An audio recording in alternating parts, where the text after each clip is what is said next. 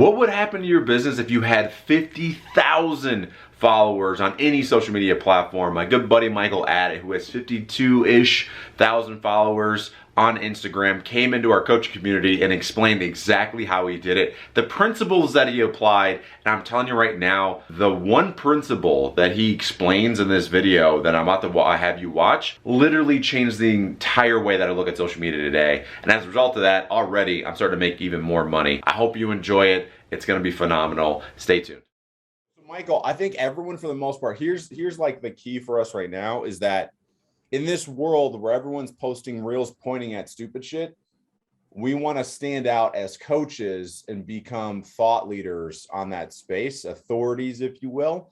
And in doing so, we're hoping to add to our email list. We're looking to book more appointments. And so that's my hope today, that you'll be able to guide us in your infinite wisdom as a social media person. Okay. All right. Amazing. All right. So let's just go through, breeze through my slides, and then we'll probably come into someone's brand, one or two people's brands, and then I think that would be more useful than just reading out slides. But let's go to the slides first. So I actually have had in my mind, I created an entire slide, I'm trying to fix. I don't know why it's doing this. Okay. So in my mind, I tried to create, I'm not sure if you can see my screen. I hope you can anyways. We can. Oh, amazing. Great.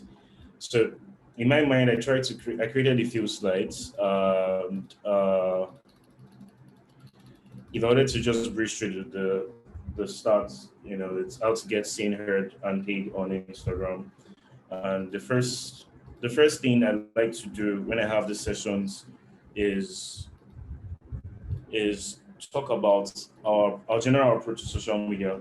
And I think Raylene is very right. I think people who think like me are very right, in terms of not seeing social media as some, desperation for traffic or desperation for, thousands of followers or millions of followers, but focusing on the right things, right things being actually providing value for one person, just one person, not 10 people, not 100 people, but one person, and then helping that person so much that that person goes to tell other people about your brand.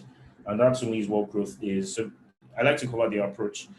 So the first thing I like to say is Instagram is not a wall to slap your ideas. Again, I think that this group of coaches is probably, you're already probably, because you're working with Raylene, I'm sure you already know this. It is not a wall to slap your ideas. That's basic. You're not supposed to just throw content on there and then expect that people would like your post or interact with you and all that. Instagram is supposed to be dialogue style. Okay, it's a social media platform. It's supposed to be conversational. You're supposed to see every single number or every single follower you have on the platform as people who you need to talk to, people who you need to interact with, people who you need to have conversations with. And then, so that's basically the first thing. Second thing is growth comes through the perception of value. It's not about tactics. Whilst I'm building an entire company that's focused on strategy and tactics. Social media in reality is not about tactics. It's about how you're able to serve people. So whilst Instagram might seem, a little bit confusing, if we focus less on the strategies, the tactics, the hacks, and we focus more on actually serving people, which is what Raylene has probably been doing for the past few months. Serving people, serving one person. I like to say serving one person. So again, let's use an example. So I see Lizzie smiling at me and eating something I feel like eating right now. So I'm going to ask Lizzie, what do you do? So I help creatives remove stress and create from a place of purity. Amazing. So how many people this month have you helped on your Instagram to do just that? I don't know, like reach-wise? No. Like how many people I've literally sent you a message? Okay, like 22. 22, that's amazing. So you're counting. Oh yeah, I keep track of it because I come on calls every day. you see, that's what I'm saying. I really probably already has this entire. I don't know what I'm doing here, but then it's very important. So everyone else as well on the group community is to focus on how many people you are truly helping every single day, because the amount of people that you help every single day on Instagram, for me, is the actual measure of your growth, not the amount of followers you have. Not the amount of followers you have. And I used to be the person that was after the hacks, the tactics, and getting thousands of people in until I changed my perception, which was more so I decided to start going on free calls with people every single day. I decided to focus more attention on my DMs, on my comments, on my story responses. How do I ensure that truly value is being delivered to people every single day? How am I making people move one step further to my goal through my social media? We'll get to the tactics part, but I think this is very important, right? And that's why it's probably also important that this is probably into branding. I don't want to go into branding or personal branding, but you also have to definitely figure out what the actual goal of your entire identity is on social media before you even have Instagram. What do you want to help people do? So if I want to help people become better coaches, that's the goal. I want to help them become better coaches. Then how are you taking them one step further towards that goal every single day? Because that's what would ensure that they tell other people about you. Okay, so growth comes through the perception of value. You need to know that you actually have something to offer them. Next thing is, the hardest part about Instagram is your first post. Again, I do not think that Railing is not already pushing you to create content. I'm very sure that Railing is pushing you to create content every single day. Okay, so you definitely have to put out content every single day. Make it an addiction. Okay, and again, remember, the focus is not to get 10,000 likes. It's not to get 100 people commenting. The focus is to get one person to say, "Hey, Jesse, this was fantastic. It really has helped me become a better Jesse." I'm waiting, Jesse, can you tell me what do you do so I know that I'm using the right words? Sure. I help people discover their unique talents and position them to use them in their life. So give them back their time and make them more money. Amazing. So Jesse, you want people saying things like, "Oh, Jesse, today you helped to inspire me to discover an inner ability that I thought I had lost for years." That's exactly what you want them saying from each piece of content you create. So the focus is to get that response, not to get 1,000 likes. If you're not getting that response, then there's a problem. There's a big problem. You're either saying the wrong thing to the right people, or you're saying the right thing to the wrong people. And that's the point where you need to change either your content style or you need to change your audience. Okay, so many times when I look at Instagram profiles, which hopefully we'll have some time to do today, I can already tell that this person is probably saying the right thing because the content is so good. But the reason why they don't have engagement, the reason why they don't have enough followers, enough traction, is simply because they are speaking to the wrong people. Someone who has 500 followers can be a business who makes millions of dollars every month because they've reached out to 200 people who are committed to paying them, say, $20,000, every month for marketing. And that's $400,000 in revenue. At the end of the year, that's about $4.8 million. It's about the right people, but also saying the right things to the right people. Okay, let's move to the next one. You have no right to judge your content. Too many people do this. We're always like, this is not good enough. This is probably something I shouldn't share. What will people say about this? What will their reactions, be? Will people really like this post? Will they share this post? Will they save this post? That's not for us to decide. Literally, it's not our job because we don't create content. That's probably egoistic, funny enough. We don't create content for ourselves. We create content for people. And as long as we're focusing on their actual needs and how this piece of content, no matter what the format is, realize something: reels, carousels, videos, lives, all those things are basically content formats. It's not the actual content. So the fact that you're creating reels does not mean you're helping people not gaining traction. So because of the company we're building, I have to study multiple profiles every single day to stay ahead of the curve so I can help people when we finally launch. Hopefully we launch very few people this weekend or next week. And then I was looking at a profile today, and this man had gotten 18 million views on a particular reel, and he had 785 followers with zero traction on the other post. Because the reel he did was pretty funny. Everyone seemed to laugh about it, but the content was shitty. The content wasn't anything useful to the audience he probably wanted to serve. So whilst he got 18 million views, I'm pretty sure he didn't get any traction in terms of conversions of business. Another person was so excited on Clubhouse and he was discussing about how he had created a reel that got 2.5 million views, and he got 9 people to buy from him. I'm like, that's a shit. You had 2.5 million views and you're so excited that you had 9 people buy from you. 9 people, 2.5 million. Now, the problem isn't that he didn't get the views. The problem isn't that he didn't create a good reel. The problem is it's not about the number of people you get into that funnel of attraction. It's about the quality of people that come in there. All right. So don't be destabilized by reels. Don't be destabilized by reach and all that stuff. Focus on the content and how the content you create attracts the people you want to attract and keeps them in your space. Again, there's this very amazing person I know. Her name is Maria Cos. I don't know if anyone has heard of Maria Cos here. She has less than 10,000 followers, but she does multiple millions of dollars in sales every month, helping course creators create courses. Less than 10,000. Has built this fantastic community with less than 10,000 followers. Probably haven't earned as much revenue from my Instagram as Rain has probably earned. But I have almost 60,000 followers. I probably earn most of my revenue from Clubhouse, not Instagram. So it's very important to focus on the content that really attracts people you need to attract. Okay, let's move on. So you see that I'm probably saying things that are not on my slide and like, what's this guy saying? But just roll with me and forgive me. Okay, please. All right. So next one, growth takes time, but it's worth the wait. Okay, it's very important to understand that it's not really about finding 10,000 people to follow you in the first 10 days.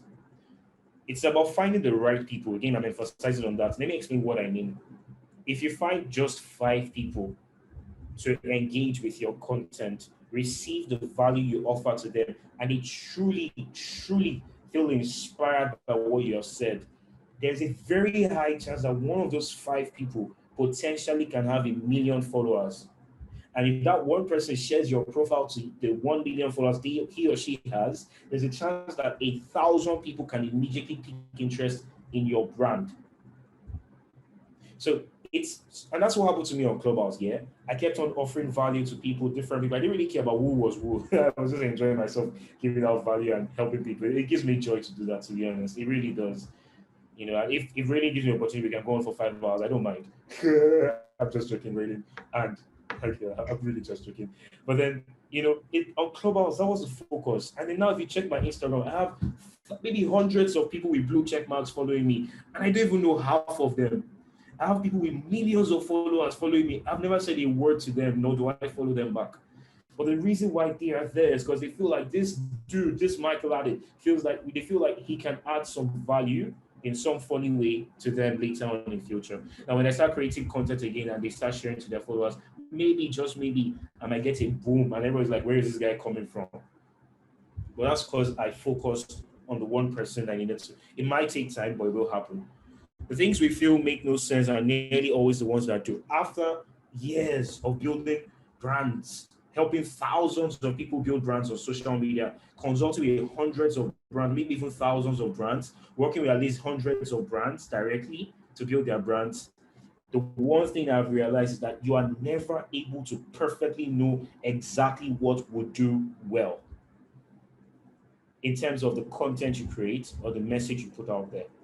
Most of the time, the things that we don't expect to do well are things that do great. And the things that we really feel like, man, this is going to do great, this is going to be perfect, will just be average, literally. But the one angle or the one thing that I've found that seems to work pretty well is authentically sharing your thoughts about a particular subject matter, especially when that subject matter is controversial. It will do well most of the time. But the point is, you don't have to create perfect stuff and think that that's what will go viral. Just create something that you feel like has inspired a aha moment in you. When I say aha moment, what did you do during your day? What did you do with a client? So Lizzie, you said you've gone, sorry, I can only see 6 people on my panel, so I feel like I'm not engaging every other person. I apologize. I was trying to make myself see everyone, but I can't see everyone, so I'm just going to keep engaging the people like, oh, now I can. Thank you. Now I can see. I know her name is not Nikki, but then I can see Nikki, so I'm going to say Nikki. Right? I'm so sorry. I know it's not Nikki. Okay, so Anthony, I see Anthony, I see Anna, I see Karina, I see Tim, brother, missed you so much. I see Anna again, I see Karina, I see Emily, I see Eric, I see Alyssa. Thank you so much for being here. Okay, so Lizzie, just like you said, you're helping 22 people already. You've helped 22 people in April already. If you look back to those conversations or to the transformation process you carried out for those 22 people, there's a very high chance that you have stupid good content in that. Because if you say they have been transformed, there's something you've said, there's something you've written, there's something you've talked about that transformed them. Now that piece, that's what we call the aha moment. That's what you can take, repurpose, recreate, redefine, and put out on your Instagram. And the chances are there'll be more people who need to hear the same thing that person has heard on your Instagram. Thank you. Again, sorry, boring stuff. The algorithms are out to get you. People are. Yes, everybody on social media is afraid of algorithms. Shadow ban, Reels is what's working right. Everybody should create Reels now. Point, dance, make it lively so the algorithm loves you. Don't create carousels. Videos are shit. The algorithm doesn't really care about you. That's the reality. So I find that most people seem to focus on the most useless thing, the algorithm. It's absolutely useless because the algorithm is only bothered about one thing only: other people, the people who are looking at your page. So when you start to focus on something that focuses on other people, you're basically making a waste of effort. But then when you're focusing on what the algorithm is focusing on, the people, then in reality, you begin to realize that the algorithm doesn't really matter. So if I know that Jesse, Sabrina, Anna, and Tim, 4 of them want coffee, but there's an algorithm that is in charge of giving coffee to those 4 people, then I focus on the algorithm in charge of giving coffee to those 4 people. That's a waste of time when I can literally just make sure that those 4 people are giving coffee. Do you understand what I'm saying? Like, it's about creating content that inspires people, that transforms the lives of people, not about pleasing the algorithm. So regardless of whether you create a reel, I know this person will not for one day in his entire Instagram life has created a reel, a carousel, has created long form videos. He is at 3.8 million followers, long form videos. Why? Because people continue to share every single piece of content he creates. And the reality about social media is the greatest way to get followers is by getting shares. So whilst the formats and the algorithm, understanding the algorithm, being a pro of the algorithm would help you scale, but focusing on the people would take you further. Right? Okay, so I hope that helps. Focus on giving value, but chase after the money. I don't need to say this. Reading is probably hammering into our heads every single day. It's very easy to get lost in the traction of I need followers, or I need an audience, or I need people to like my post. Please focus on the money. Not going to say much because I feel like reading has covered this extensively. Never walk alone. Instagram will be frustrating. Social media will be frustrating when you do it alone.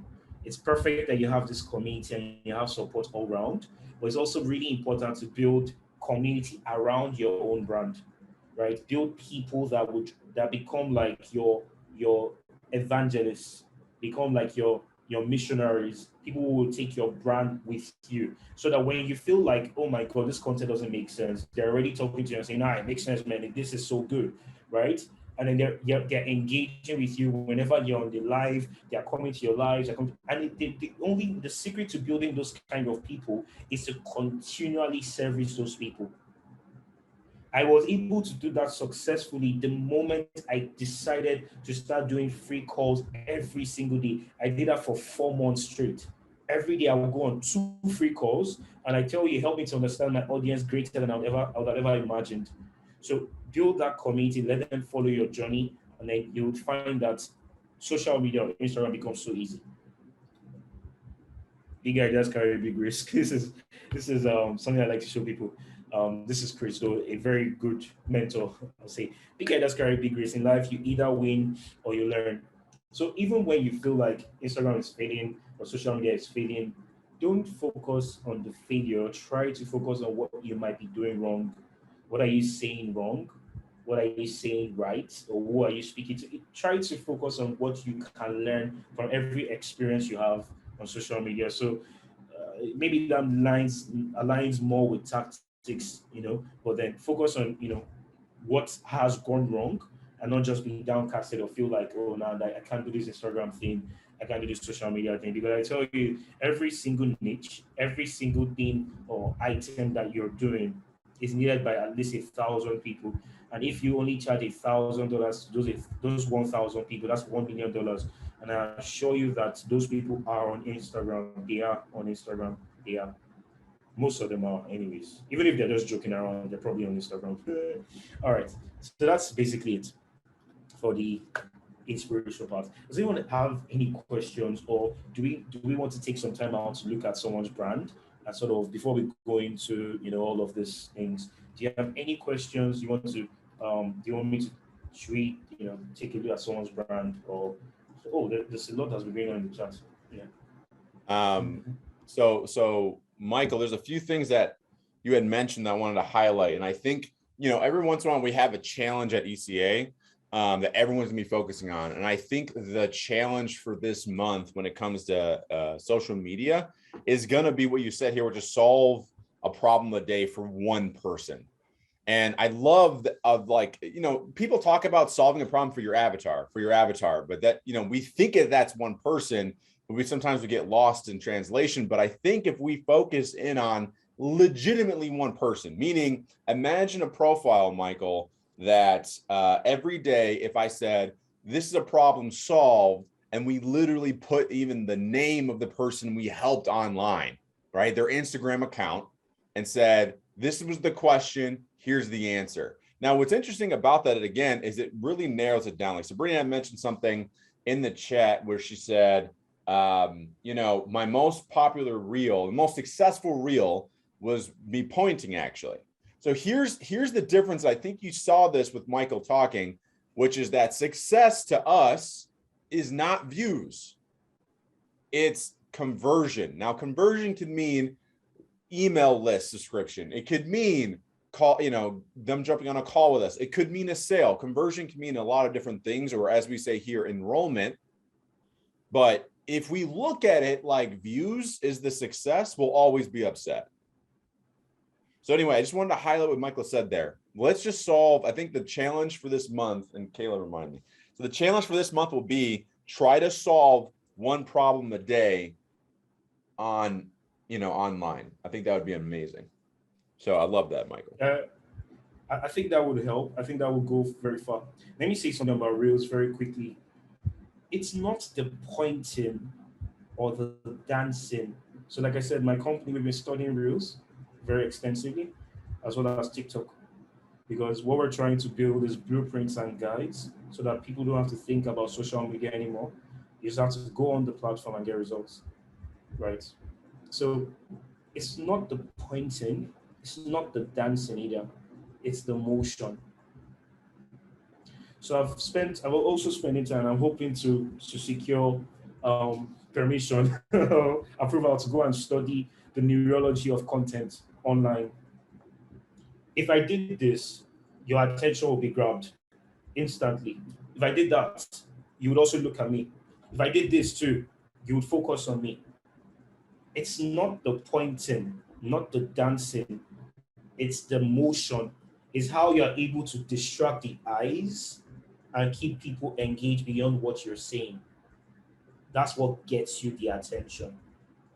So my issue with a lot of marketers is they're not explaining, right, the concept behind point, the concept behind dance.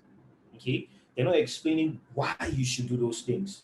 Just telling you do this. It's just like hashtags all over again. Use the right hashtags. Blah blah blah blah. I hated every coach that spoke about hashtags then. I really knows this. I really hated them because You were telling people to use hashtags, but not why they should use hashtags or what hashtag. Sorry, I get pissed by it because people have spent thousands of dollars trying to do something that gave them zero results. Okay? It's about understanding the principle behind exactly why you're doing this. So even if you did a reel and your body was literally vibrating, people would still like, why is this guy's body vibrating? Because there's motion. If you did a reel and then one person popped up and said, hey, yo, another person pops up and said, hey, yo, and then, like I said, we're studying different things. And what we plan to do with our real version is to create video templates that people can see, but then understand how to use it. It's going to cost a lot of money to do that, but we're going to try to do it. So that's what I want to explain, right? It's not the pointing, it's the motion. Okay? Yeah. So does anyone else have any questions or input or Karina has a additions? question. Yes. I just wanted to add, Michael, it was wonderful, the presentation. I wanted to share that. And I love the way you explain how we shouldn't, like, I never had the problem with the algorithm, but the thing is that I see many creators saying what you were saying.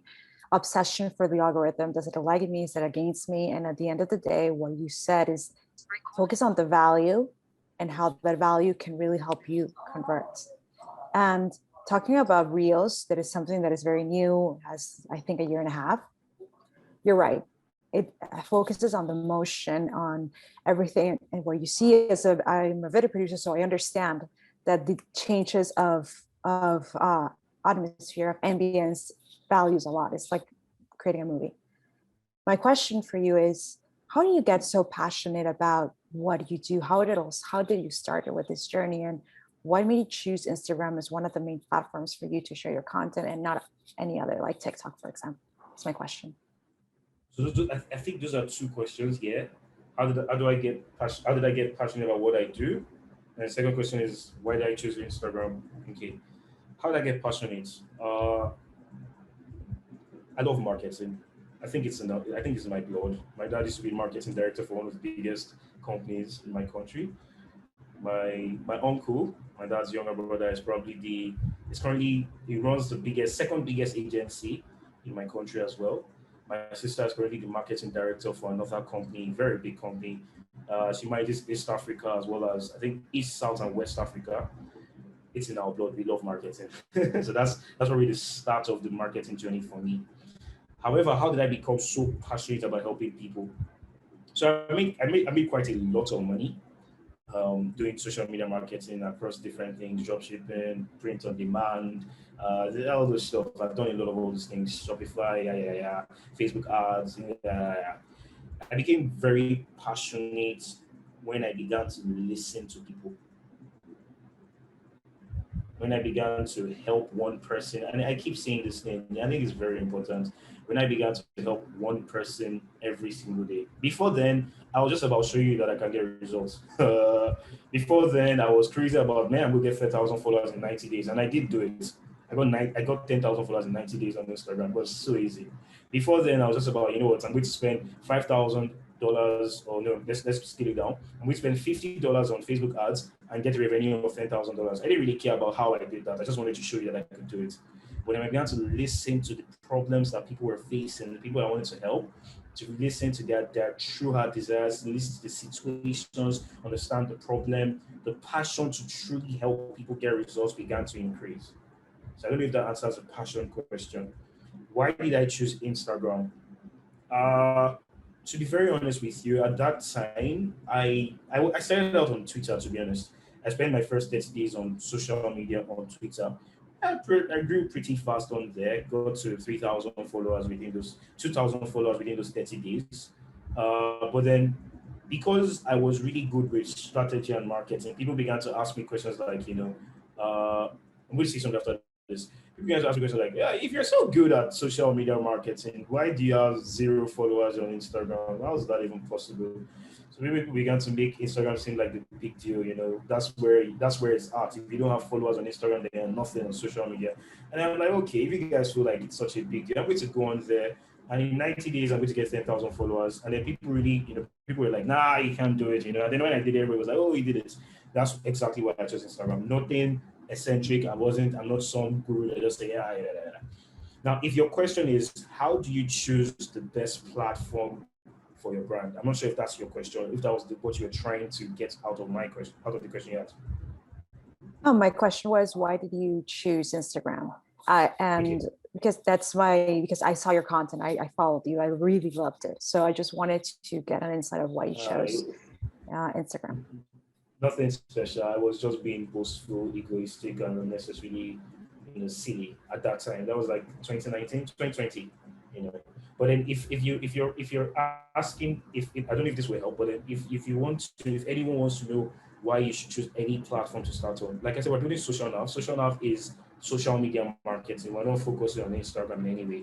We're going to every platform. The reality is that every platform is the same. To be honest, what we're realizing now is that we just need to customize the blueprint template we have for Instagram for other social media platforms, focus on their own analytics and algorithm, and then we do everything. We're focused on social media. I think it's really about the audience and who you want to speak to. It has nothing to do really with what you want. It's just the audience, who you want to speak to, and where they spend most of their time. So, for example, if I wanted to serve corporates, I wanted to serve anyone who has a job, I wanted to serve people who are looking to, build houses, people who are looking to buy luxury cars, people who are looking to, I wanted to help people that have mindset issues. So let me see.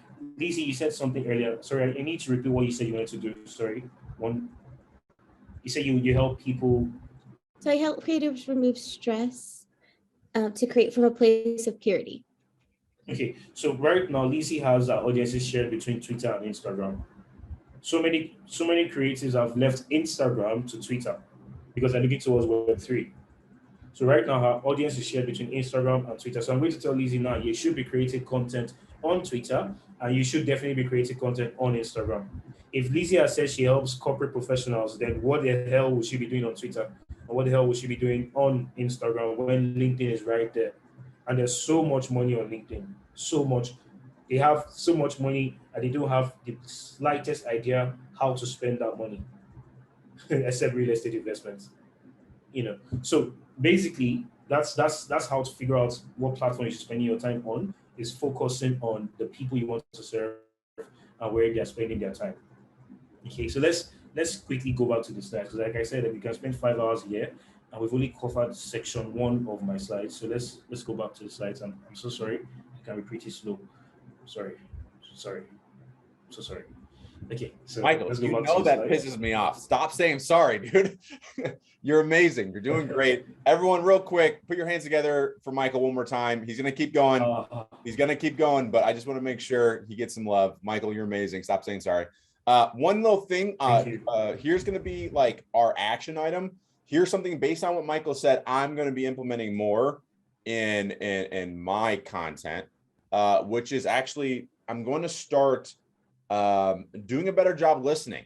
So what I mean by that is I'm going to start doing similar to what Michael was saying, which is like the free calls, except for Michael knows this. I'm not doing fucking free calls, but I will. I think I could utilize the lives to bring people up and to dig into their pain points, to dig into what's going on, and then solve that problem on Reels. So I'll do that, and that'll be my way of like really taking the pain point out or taking the problem. And then I'll fully, and this is the difference. I know everyone says this, right? But the difference, what I'm going to do, and I'm going to encourage other people to do here as well, is that I'm truly going to solve the problem in my content. Like, I'm not just going to say like, hey, this is a pain point, buy my shit. Like, I'm going to try to see for that one person, at least, I can fully solve that problem. And if they take action, they'll get some results from it. So that's something that I took away so far, Michael. So I love it. Really, there's one thing though. One thing that I've noticed with taking them on live, people will never be as vulnerable, honest, or as authentic if you're private with them. So you won't get as much information as if you're private with them. That's something to watch out for. So you're absolutely right, and I'll take that as a challenge. I'm pretty good at asking questions and getting people to be vulnerable. So I'm gonna think about it though, right, Michael? Now, granted, live has the audio or has the video side of it, but you remember people would pour their heart out to us on Clubhouse. Again, granted, their face is hidden, but it was because we made them feel comfortable. So again, I'm gonna take that as a challenge, and I'm gonna get people to cry on my IG live. Thank you, Michael, for that chat. I feel very bad. Thank you so much. By the way, one of the reasons why I stopped Clubhouse rooms actively was because it began to bother on therapy. And I remember me and Raylene and I, it began to bother on therapy. So it became scary because I'm not licensed to do therapy, or brand therapy. All right, so let's go back to the before we do that, let's analyze someone's brand on Instagram so that because I know that Kida is going to literally just chase me out of here. So we don't not do certain things. Let's analyze someone's brand. Or let me see. Yeah, okay. All right, let's go through these slides first, and hopefully we can come to someone's brand. Okay. So yeah. So can you see my screen? If you see, what do you see on the? Can someone just unmute? What do you see? Understanding the algorithm? Yeah. Understanding the Pointing. Yeah. Okay. Understanding the algorithm. Sorry. Okay. Amazing. All right. So basically, the algorithm isn't so complicated on Instagram. Like I said, it's pretty simple. The algorithm's primary objective is to keep as many people on the platform for as long as possible. It's that simple. All it wants to do is keep people on Instagram for as long as possible. Now, as long as your content does exactly just that, which is what I call audience retention.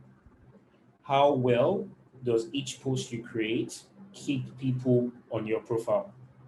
The higher your audience retention, the higher the chance of Instagram taking your profile to more people. And there's something interesting that I've noticed, and nobody seems to be talking about it yet. I wonder why though, or maybe I've not seen people talking about it yet.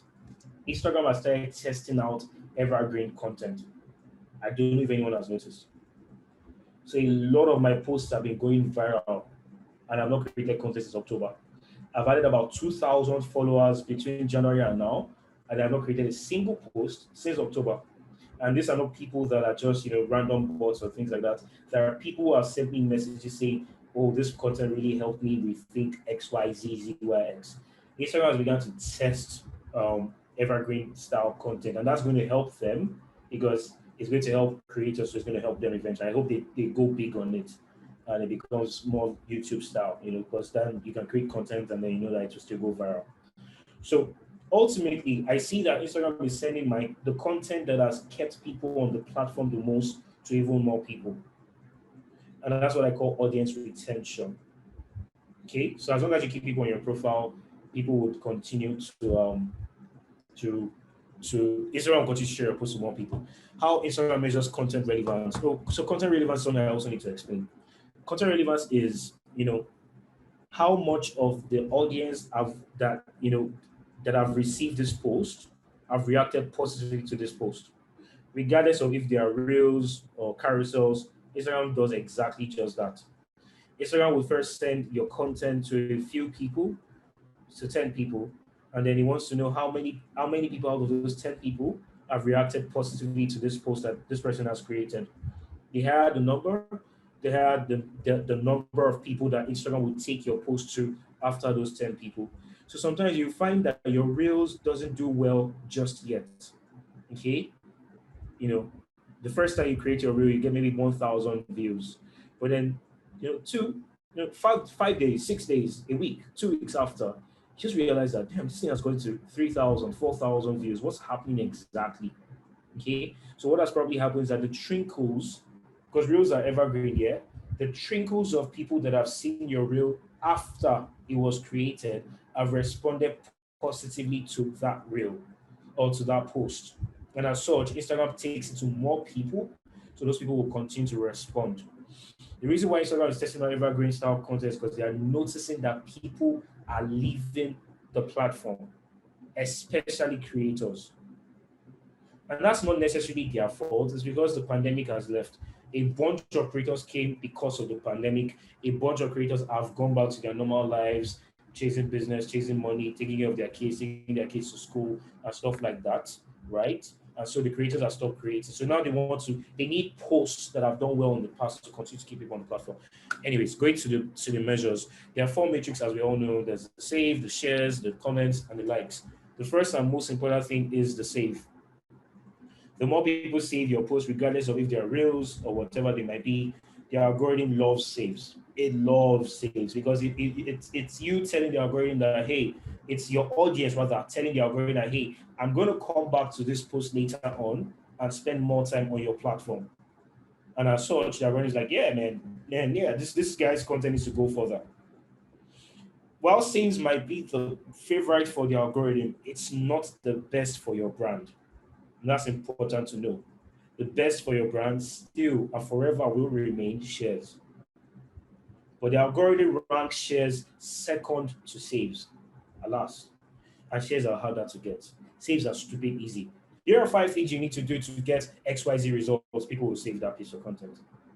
Here are 5 sales scripts. Here are 5, Instagram stories. People will save that style of content. But then shares are harder to get because shares you actually have to move their emotions. You have to create a feeling. Controversial, happy, sad, angry. There has to be a feeling. And there's an entire psychology or neurology around feelings and shares that you can probably try to hack into or get right. But I'll just say that sharing aha moments, remember I mentioned aha moments, would always get you shares. Something that made you feel like, oh, I should have thought about this way. Or, oh my God, this is controversial, but I'm going to still share it. And then you have comment, and the least of all is likes. In case I'm not going to spend too much time on that.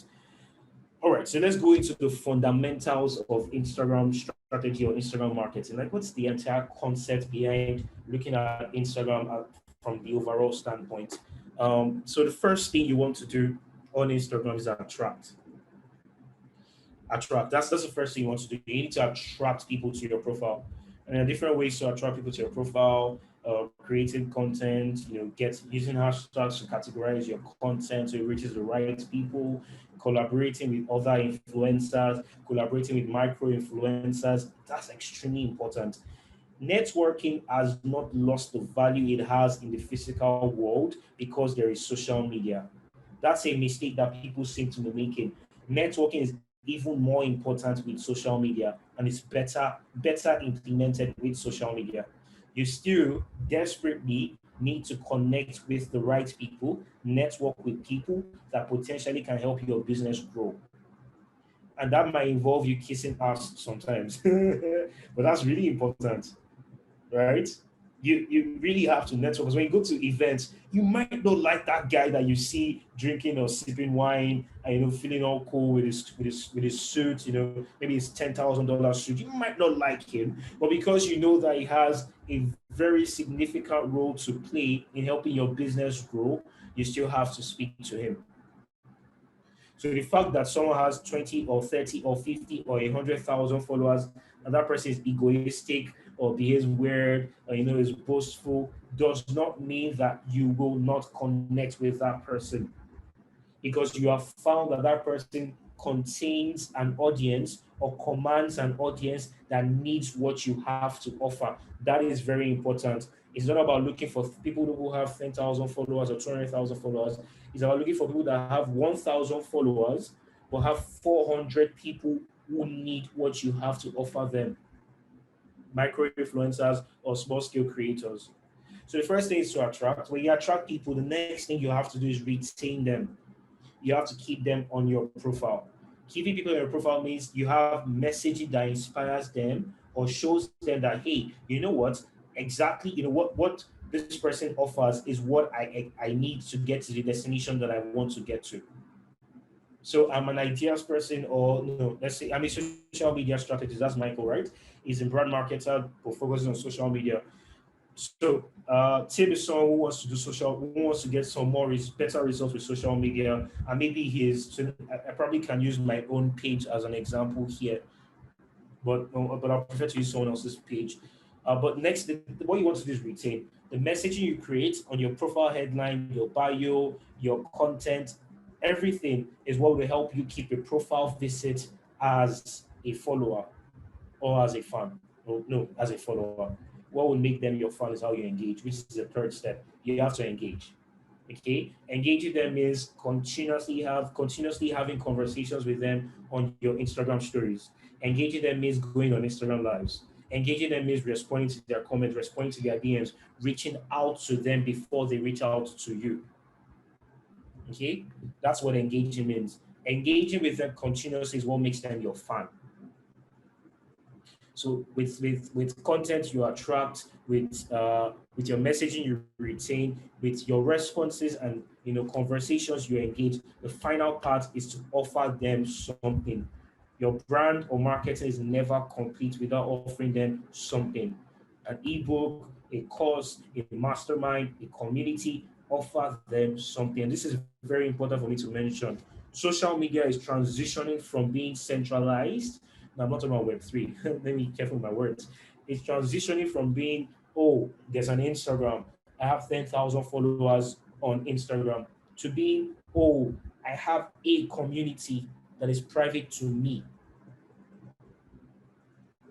Everyone needs to start building their own communities based off of value that is supposed to get every community member to a destination. So one of the biggest things we're doing at Social Now is what we're building, is we want to start communities on Telegram, on Discord. We want to have, there's a feature on Twitter that's called communities. I don't know if anyone has seen that. You can actually create a community on Twitter now. We want to create communities on Twitter as well. Communities are really important. So it's probably one of the greatest strategies you have to use on Instagram for engagement. Community will help prevent you from getting shadow bans, because literally when you have a community, they will definitely go and interact with the content you create, not because you shared it to them, but because they are inspired by the amount of time you are giving to them. And even if you're able to lose your Instagram profile, they would still be there, right, to come back and follow the new account or go and join you on Twitter or join you on LinkedIn. But again, the final part is to offer them something. You have to definitely offer the people that you serve on Instagram something. Yeah, I don't think we'll have enough time to go through everything, because so I wanted to show you a little bit. Maybe later on I'll show you a little bit about what the platform looks like. But hey, Michael, we have about 10 minutes left. So yeah, so let's go into that? Yeah, let's go into that. Yeah, let's look. Go on to what? Yeah, you can, if you want, you can just show them what social nav is going to look like. So I wanted to do one person. I think that's let's look at one person's profile, and then we'll go to social nav. Okay, one person. So we'll do that as fast as possible. So does anyone want to volunteer their brand? I can't see everyone, so I'm just going to. So please send a message. That way I can see. Just say me.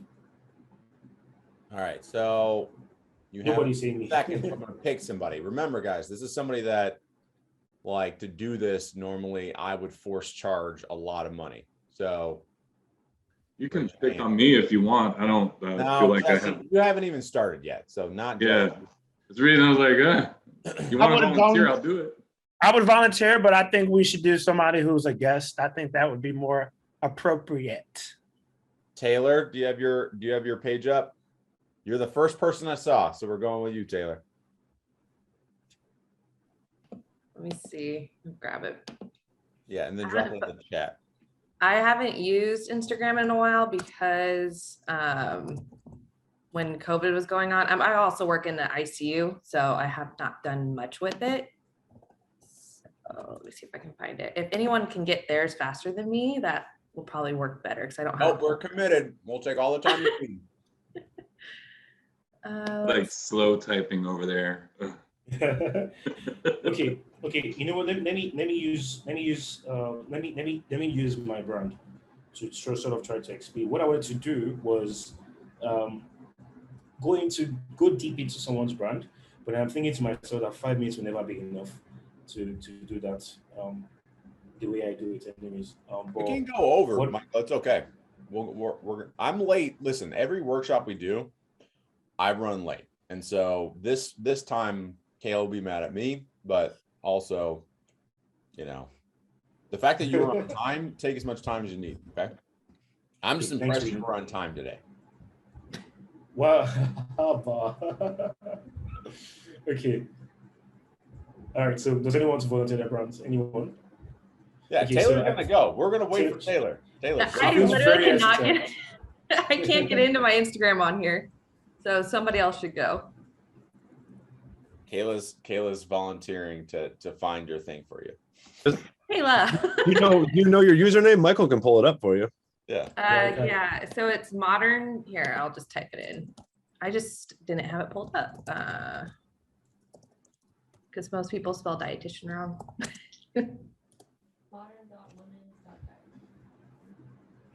This is like when the teacher in school, when the teacher asks you where your homework is and you know you didn't do it and you pretend to look for it. I literally cannot get signed in on my computer apparently because I cannot remember my password. So Okay, so let's do this. Let's okay, I'm gonna pick someone. Lizzie, can I see your Instagram? Yay, Lizzie. Micah, we got it. Or no, not Micah, Michael. Here, I'll share mine. You found Taylor's. Yay, Taylor. Okay, fine. oh, it's embarrassing. I just followed you, Taylor. It's not embarrassing. You're cute. Oh, thanks. I haven't done anything since COVID finally mellowed out. So Okay, so let's go back up. So you've not done anything since COVID. say it again. You've not done anything since COVID. No, so when my full time, I work in the intensive care unit at a hospital, and so I was dealing with all the COVIDs on the vents, so I did not have time or the mental capacity to work on it. So I'm starting to get back into it now that it's mellowed out. I think you've done a pretty good job here, to be honest. I did have a business coach, so that helped a little bit. You had a what? I had a business coach. Oh, right. Yeah, you've done pretty well here. However, one thing I would say is your name here. This is your name here. Oh, you can't see my mouse. But no, I you can't. Can see. Right. Yeah. Basically, her name is under nutritionist Taylor. I really can't pronounce the surname. I apologize. It's all good. No one can. Okay. All right. So her name is right here, but it should actually be where you have modern women's dietitian. Okay. Now the reason why it's supposed to be there, whilst it might be counterintuitive in terms of SEO, is because you also still need to you need to what's the word? You need to humanize your brand. Okay. People need to feel like they can relate to a human, and you see that's the first thing they see, right? And that's where personal branding comes into play. Yeah, they want to know that they're interacting with a human. So I'd rather not take up that space. I'd rather put that at the other side. Then when you have RDM plus women's health expert, I think that's a repetition that you might not really need since you already have women's health there. If you have some space to add expert on there, then that's something you can do, women's health expert, rather than putting it on this line. Your bio should just simply go straight to what you can do for people, helping ambitious women by simplifying nutrition for healthier periods. Okay. That should be the first line. I think every other thing is well done. But the final thing I can recommend as well is your username here. Sorry, your bio link here can be optimized to tell them what they can expect to get from you. So what I mean is they're scheduling to meet with you. Why? Right? So it could be so for example, so dietitians scheduling to meet. Why are they meeting with you? Help them eat better so that they get healthier periods. So meaning not have cramps, not have the mood swings. And especially there's a lot of dietitians out there working with women in health, and they're working on fertility. And I've had multiple women tell me, well, I'm not looking to have children. I'm a busy career driven woman. So that's who I'm trying to go for. I don't know if that answers your question better. I think it would be like, I think Michael would probably be like a free 15-minute or 30-minute consultation strategy session on how hormones could better improve your life or whatever. So like the end goal of the initial call is actually diagnostics. So really like for Taylor, it would free be diagnostics. Yeah, around the lines, we won't use the language of diagnostics, but that would be the purpose of the call. So basically find out why, and we can play with the language, but it would be something around the idea of finding out why your cramps are so bad. Like find out why, schedule this call and let me help you find out why you are so tired during that menstrual cycle or whatever. Also, really weird. I'm talking a lot about periods right now. I feel Proud of you. Listen, but also it's because you're Kayla's friend. So I hear from the, from the background a little bit. But yeah, so anyway, I think we pick a problem, we niche down on a specific problem, and then that would be basically free consultation to find out why this is happening. I don't know, what do you think, Michael? So I think that's about right. Well, all I'm saying is whatever you find out at the end of the day, don't waste your link spot. So I can't use my mouse, but the link spot, right, where you have modern women dietitian.ask.me, you can communicate more on that link. My bad. You can communicate more using that link so that you give them more insight as to why they should click the link, why they should click on the link. But I think your business coach really did some really good job pointing in the right direction. I think your Instagram looks good. The one thing I would say is, because you said something that I immediately identified, ambitious and busy are probably two different words that you need to maybe be careful of.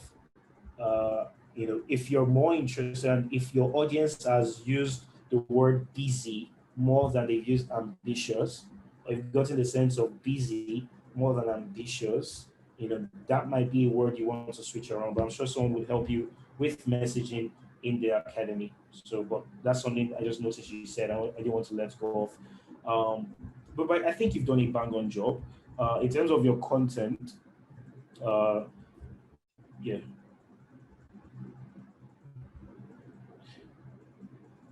Can you just go over it? No, you don't click on reading. Just over it. Yeah, sorry. Okay, next one. Next one. Next one.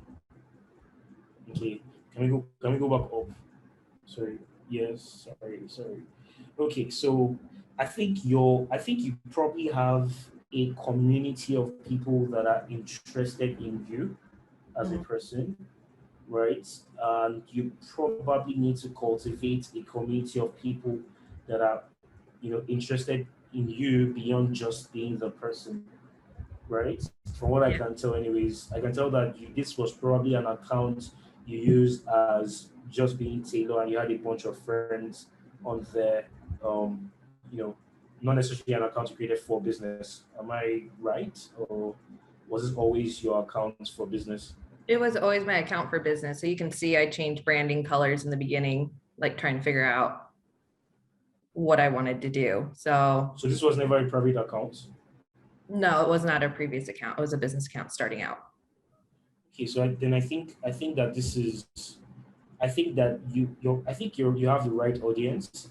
I think all you probably need to do is get the content right. If it was your business account from scratch, then I think you have the right audience. They're probably interested in what you have to say in terms of diet. I think you just need to change what type of content you're creating to match, the audience.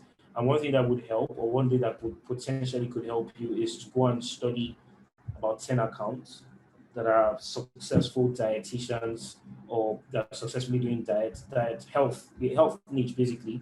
Study what type of content they're creating and try to create something similar to that. Does it really have to do with recipes and things like that? Do you talk about recipes? Yeah, so I do recipes. I've had done like a live on like Zoom call. My friend's a food scientist, and we did like cooking demos, which we had a really good turnout on. But my biggest struggle is I go between the two passions I have for women's health and then blood cancer. So that's where you can kind of see the struggle of I'm not posting as much, also with the COVID stuff going on.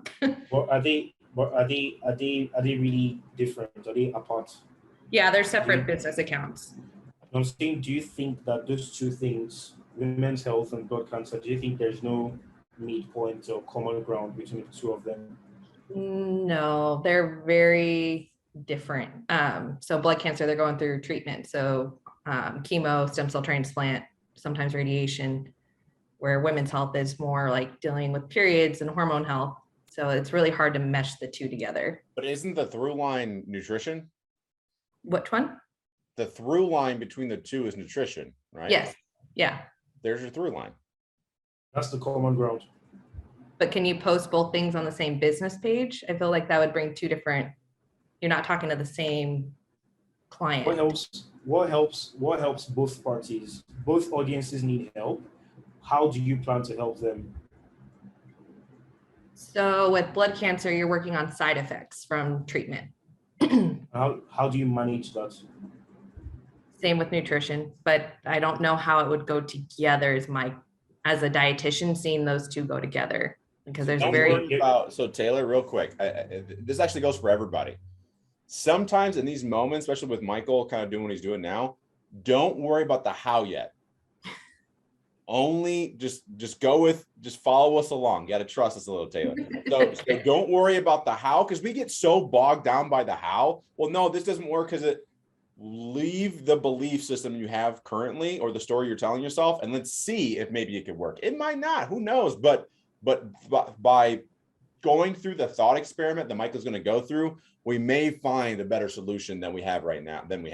So just play along. Okay. So, go ahead, Michael. Because so I was asking, what would help the cancer patient, ease through the therapy process? How do you plan to help them? How do I plan to help them? Their nutrition. So the same for women's health. I see what you're saying with that. Okay, fine. So that's the answer. You're the nutrition specialist. You're the nutrition expert. What you're talking about is nutrition. Your niche is nutrition. Nobody's going to get confused by the fact that that's your niche.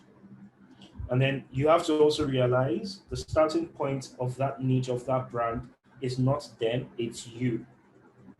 Right? It's you, it's your experiences, it's your story, it's your everyday. So you are supposed to be talking about nutrition in terms of how it has helped you, how it is helping you, how it has helped people that know you or are around you. And the other thing is, which cancer patients do you want to focus on, women or men? I would like women, but majority of blood cancer I've seen is men working in the hospital system. Oh, that's statistics. That's interesting. That's probably scary as well. I saw more men than women. Okay, but then in terms of helping people, since you really already want to focus on women's health, and you also really still want to focus on blood cancer, a midpoint, if we were drawing a Venn diagram, would still be the women, and there will still be nutrition. So the point I'm trying to drive at you is, regardless of what or how you want to, regardless of who needs this solution you provide, you're still providing one solution. And as you begin to provide that solution, your audience will continue to be refined. Okay, so I don't think there's a struggle. I think your focus shouldn't necessarily be the. Oh, I've left. Sorry. Okay, sorry. that was reading. That was me. So your focus doesn't necessarily need to be blood cancer or periods. It's nutrition, and then how it affects both parties. And eventually, you'll find that your passion evolves. Okay, as you begin to help people every single time, your passion would evolve. The audience will continue to get more specific and more defined. But I think you're doing a great job on Instagram already. Just take all of the advice that we discussed earlier on already and create every day, no matter what. Take up that challenge for 90 days straight. 90 days sounds like a lot, but it is really easy. 90 days straight, post out one piece of content. It could be a random video, a random carousel, a random post. Just make sure you put out one piece of content every single day. Start with 30 days maybe.